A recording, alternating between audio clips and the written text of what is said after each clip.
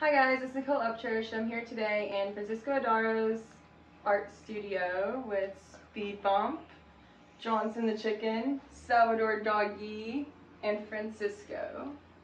Okay. I think?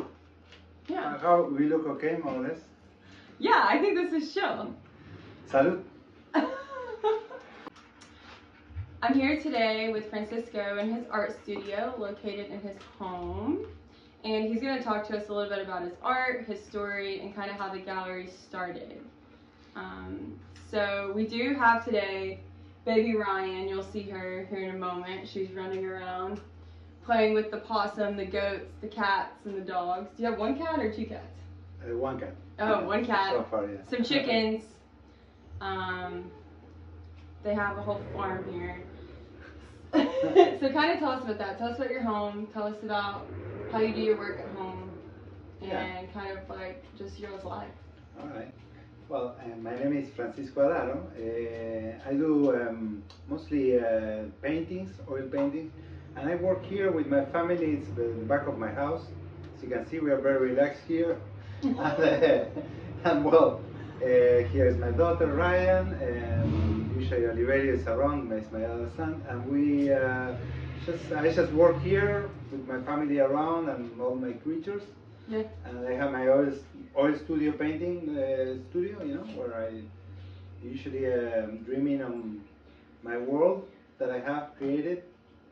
It's like a kind of like a magic world made out of colors and characters that show up in every painting. And that's in your real life? Yeah, they're connected somehow. I started painting many years ago, very young, and developed aesthetic little by little. But it was maybe 2-3 years ago that actually I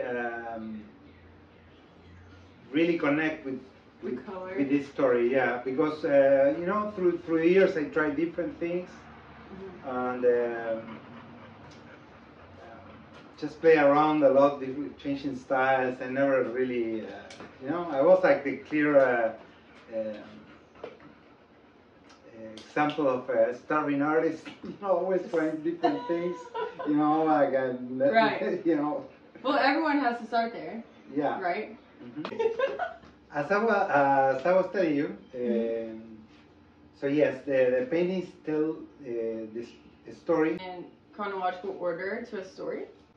Yes, like all of them, to me, they are part of a story. That's cool. All the paintings. So basically, the story begins like this. When I was a kid, you know, I went to a studio of an old painter called Susana, that used to live near my house. She have they sent me there, you know, to learn oil painting. And because I always like drawing, you know, doing little paintings, sketches. So this lady, she was like a mystical, weird creature of the night. Yes, she used to paint at night, all the night. So she was super cool. Her paintings were like religious, but they were more metaphysic, maybe. Yeah. And I don't know if you've never seen paintings of George de Chirico. Well, they have something of Dali, like the atmosphere. Well, it was very like surrealistic kind of. And oh, there's a chicken there. Sombrero, get out of here. A chicken. So anyways. Sombrero is his name? Sombrero, yeah, like they had, because he had like. Oh my gosh. So the story goes like that. When I was at her studio, you know, I studied for a while with this lady. One time at her studio, I found a door behind a painting. A door behind a painting? A dimensional door that takes you to other places. You see what I'm saying? Like that takes you to, for example, that door takes you to different places. Like, for example, here. You see? So the painting, to me, the painting was like a door, you know, like each painting. You see? So through each painting, I can go to places. I can get to know people. So that's why it tells the story that that happens in my everyday life.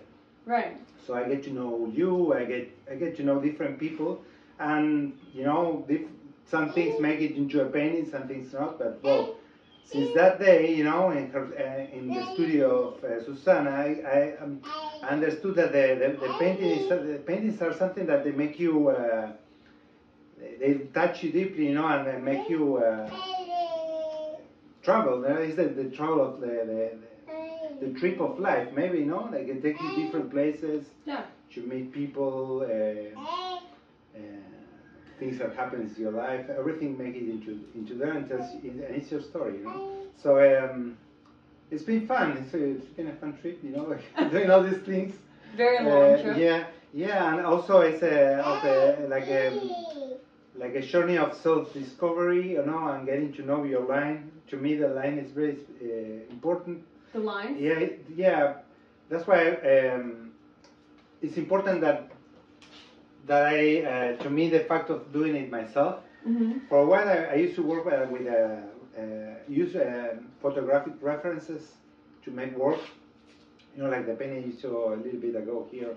You know, it was like a photography reproduction. But you lose your line when you try to copy a photo or use that as a reference. That's why I need to make my paintings from imaginations.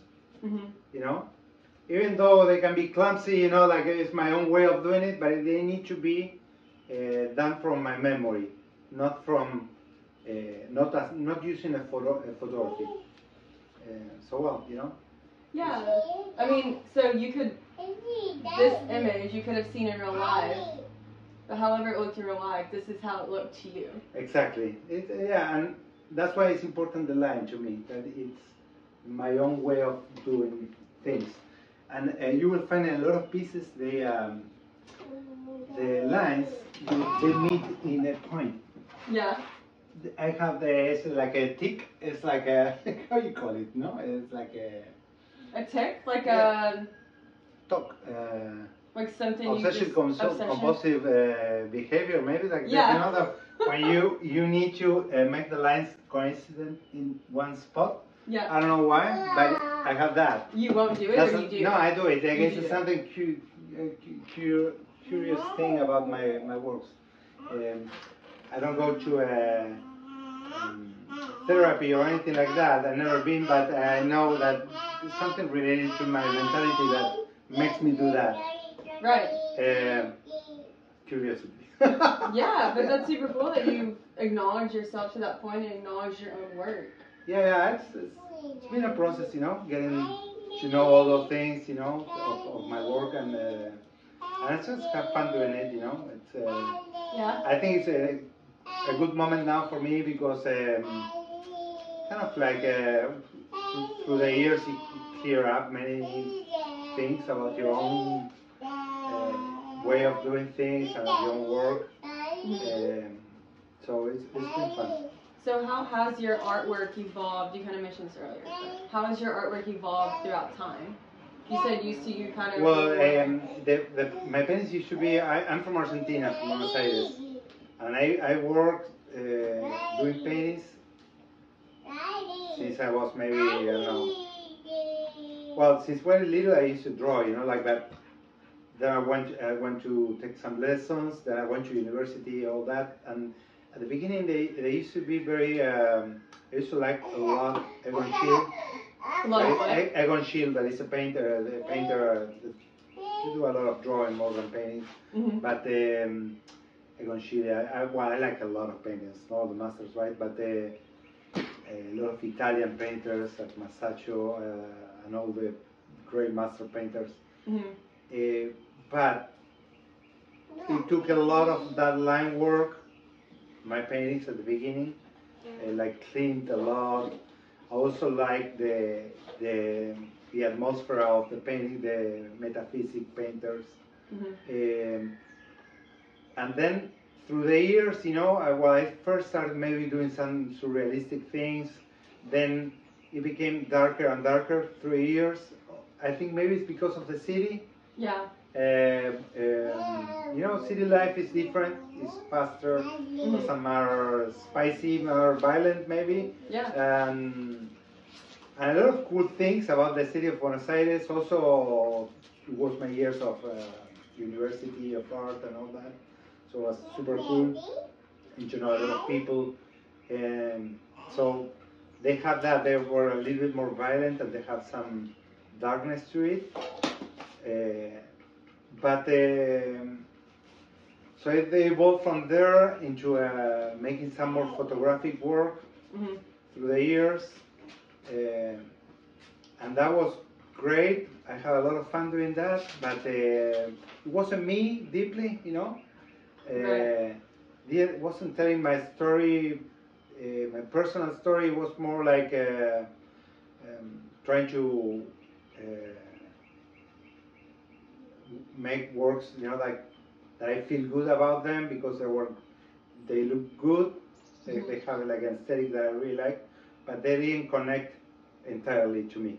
That's why I stopped doing them. You know, I think it was when I hit the pandemic. It was like a wake-up call to me. Like, you know, I have to be really true to myself. You know, and even though I was making a very good living selling those paintings, and people already knew me for that, I stopped doing them. How you got here and how the story behind all of your paintings kind of came about. Yeah, with Brooke was a very curious situation. We met in the street first, I don't know how many years, maybe 20-something years ago. And she crossed the street, and she was in Buenos Aires they were buying some properties with her mother. They bought a property in the middle of the city many years ago. She crossed the street and saw that I was I had a guy with a long hair, you know, and in that moment I used to have hair. So now I have a hat. They bought a couple pieces from me, a couple paintings. They came to my house there in Argentina. They bought a few pieces, and then, for those chances of life, 10 years later, she came back to Buenos Aires. At that moment, I wasn't working in the street anymore. I used to do drawings in the street, you know. Yeah. For many years, it was my way of making some money, you know. Yeah. So this time that she came back, she came to my gallery, and I think three months later, we fell in love, no? And then get up in love. Yeah. And then we got married, and then in 3 months. Yeah, it was very short period. Like, I think the second day I tell her I invite her to my house to meet my mother, something like that. You just knew. Yeah, we knew right away, and then everything happened very fast. But we lived in Argentina for a few years. I didn't knew that she came from here, and then when I visited this place, it was like totally amazed. You know, it's just amazing. The beach here is. Oh yeah, it's beautiful. It's stunning. So I really fall in love with this place, and also her family lives here. And I was like, oh, I'm staying here. I love it. Nice. So here we are. You know. Yeah. And when you guys met, had you always talked about owning an art gallery? Was that always a dream of yours? No. The art gallery came many years after, just because she used to work in the service industry. She's a wine expert, so she used to be mostly in sales of wine. Through many years, she used to work in South Florida and then here. But it was related in the way there is a high-end sales. So she always liked the art world and art itself, but after she got burned out a little bit of working in the service industry, you know, after a few years, you know, working there, it's kind of nice to see something different, because she worked like 20 years in the service industry. So she was manager of many restaurants, and what happened is that So an opportunity, a friend of us have a place nearby for rent, and with champagne. I used to, before that, I used to sell my paintings in shows in the street. You know those art shows that are around, like in the park or here in 38. You know, here at 38 or all around the country. Yeah. And then I started to sell my ship my pieces to galleries, art galleries throughout the country. And then we decided this, just because more than anything it was exhausting, like, you know, be shipping and working with so many places. And also the art fairs, all that. It was a lot of work. Yeah. And this was way easier, way nicer, because the people here are very relaxed. You know, we are in a beach location, so people are not so crazy here. Like, you know, so you deal with nice, happy customers.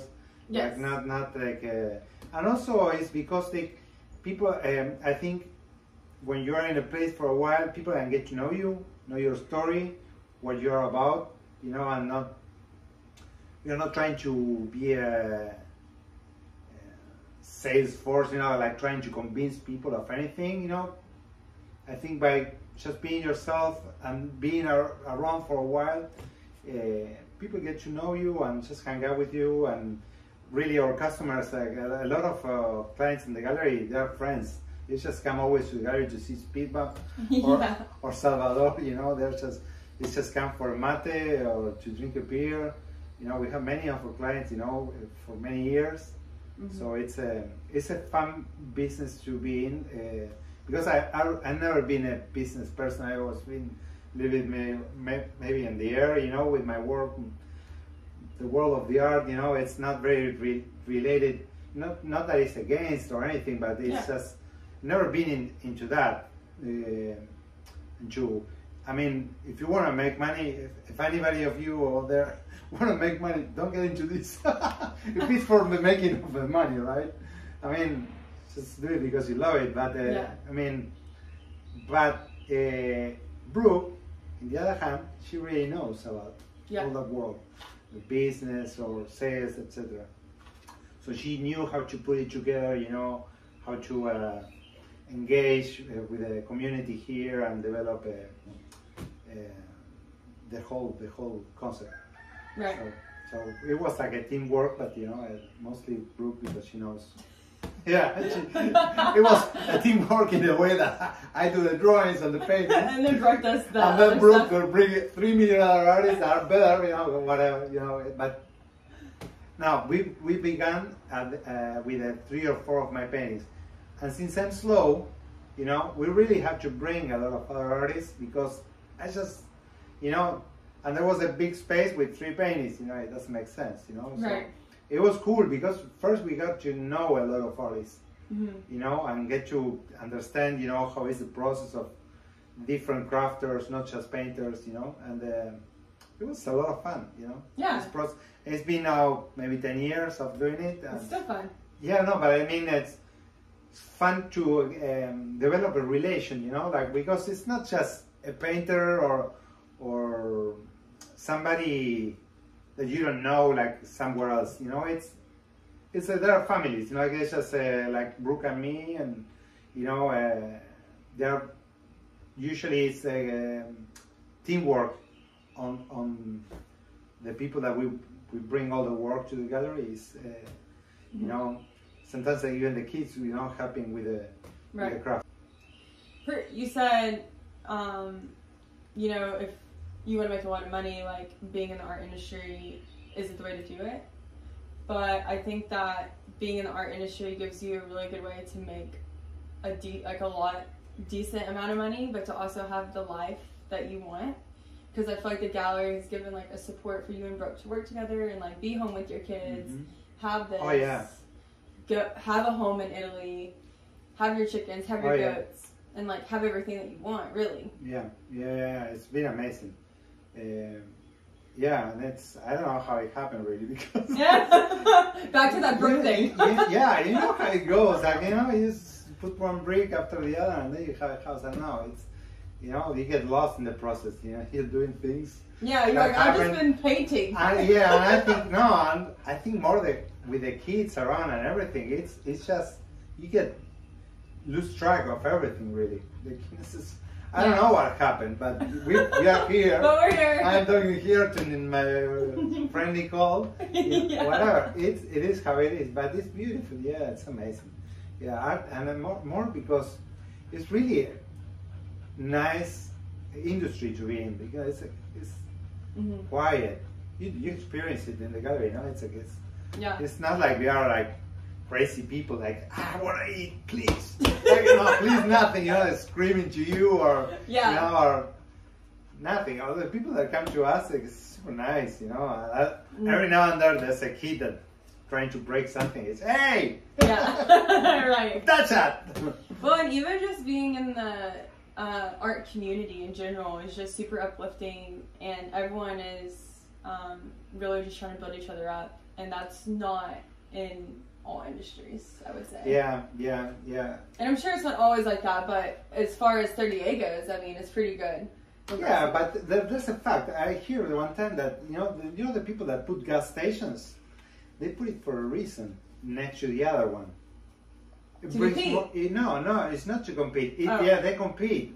Yeah, of course, but they bring more business. You see? I love that. So. In a way, yes, you would think, okay, no, because you are in a city where there's a lot of artists, there's more competition, and I will make less.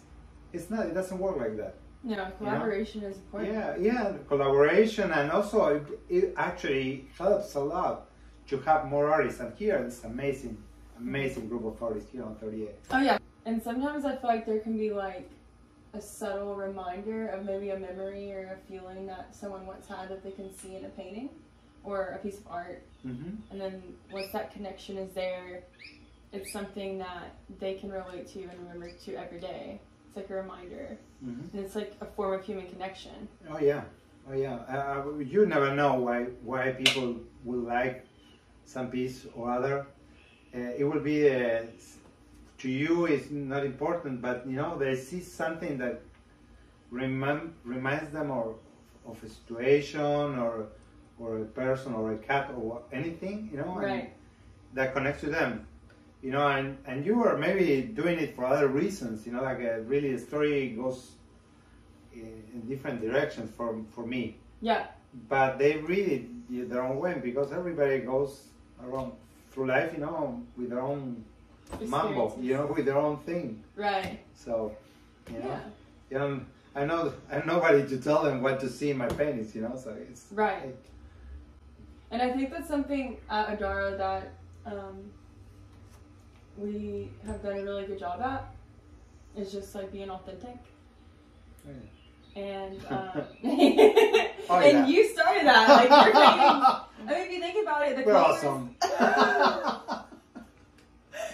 Well, your paintings, your style of paintings has attracted all these artists. We go off your work. So the way that your style is this, as Brooke would say, whimsical and colorful and happy and joyful, these images that you paint of your life, you created the aesthetic of the gallery, and now we have found other artists that complement that. Yeah, I think it's beautiful to make a mosaic, you know, of different artists.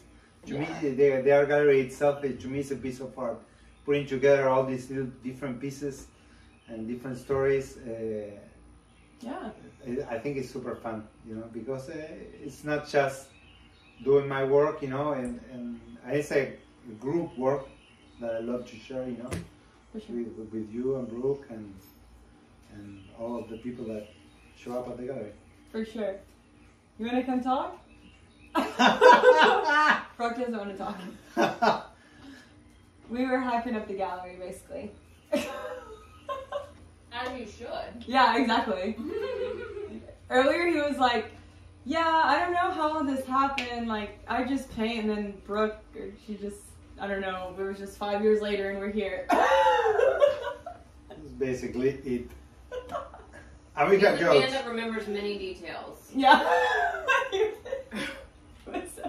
I was like, I get that. Because we were just talking about how it went so fast, or just how life just goes. Mm-hmm. Well, you know, we got it there. So I don't know. We got it there. That's it, no? Yeah.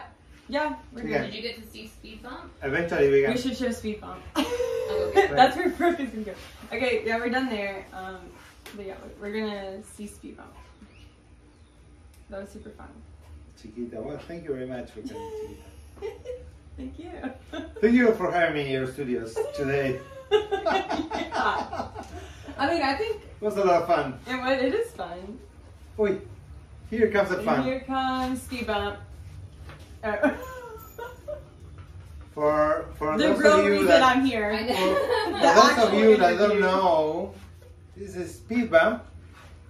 I did the start of the show, the Queen, and just to give you an idea, she lives here and in the garden right here. That's Brooke. So we have a little garden there. Should we show them a chicken? Yeah. I'll go get Johnson.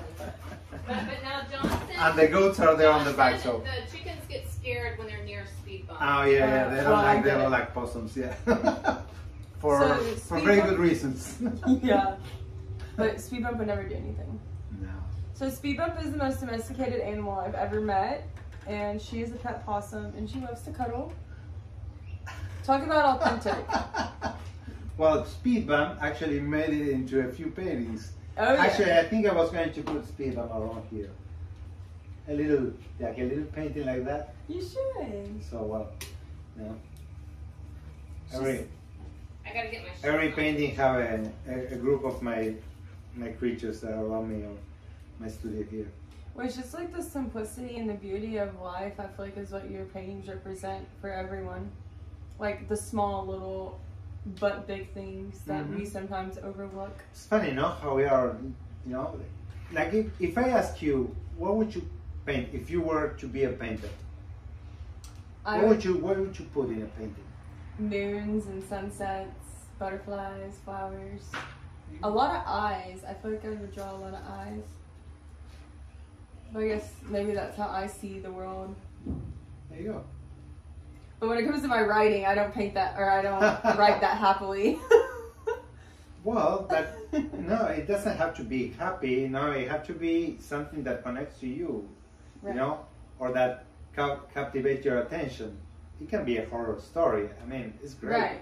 Well, It's funny. When I started, I used to make people hanging, Brooke told me you would Yeah, draw people all kind eating of- people. Yeah, people eating people. What did that represent? Well, I'm from a big city, and there was a lot of political violence and confrontation. So I think it's your context in a way. It's. Yeah. I mean, usually when you're making art, you can avoid if you are truly authentic to yourself, you grab everything that it's your life and you put it there. True. It's like it's out there. Oh, So now my life Johnson. is this. So from eating people to possums and chickens. Yeah. Now my life is about little happy little things. I love that. Chiquita. This is too cute. I want to take a You photo. love Can I this take a little photo thing. of this? You guys done? Yeah, we're done. Yeah. Bye. Bye. So now we're sit in down the there house. or whatever you feel like. But I definitely wanted to show them your grandma's work. Okay, here, my friends. I have here. This is my son's bedroom. Let me see. Where is it? Let's see if the light is on. There you go. Oh, here. If not, take a picture and we can superimpose it in the edition. So this is your grandma's work? Yeah, this is one of my grandma's paintings. Do you This know? should be an oil painter, yeah. So do you find it similar to your work? Not similar, but I really like her work. Yeah, she had like she really enjoyed what she was doing. You can tell, like she wasn't doing it for the crowds. She was just having fun with herself. I think doing it's her beautiful work. though. But I think it's amazing. Yeah, yes. that's the best form of artwork, right? Okay. Anything else? I don't know. I can show you this painting. So, correct me if I'm wrong, but Did you paint Ryan before she was born? Yes. And let's hold Ryan next to her because they look very similar. Yes, it was right when she was in Brooke's tummy. She was growing there, and I make this painting. And she looks because, very similar to that. Yeah. I wanted to have it because Oliverio have one that I make for him in his room. Mm-hmm. So I make one for each one, so they have their own story by me. So. Do you think this describes Ryan pretty well? I don't know. I'm getting to know her little by little, but she's surrounded by all the creatures here in the forest that is around our house. The gators are here in the corner. We live next to a river. For the ones that don't know the area, this is Salvador, little Speedy. There is our friend Possum, and and she's having fun with all the creatures. But yeah, I really like this painting. Yeah, that's really cool. It's like I think, in my opinion, your paintings do have some sort of like metaphysical something behind them. They're so simple and like in tune with nature. Yeah, and colorful and happy. Some metaphysical thing. I don't know. Maybe it was that lady you learned from.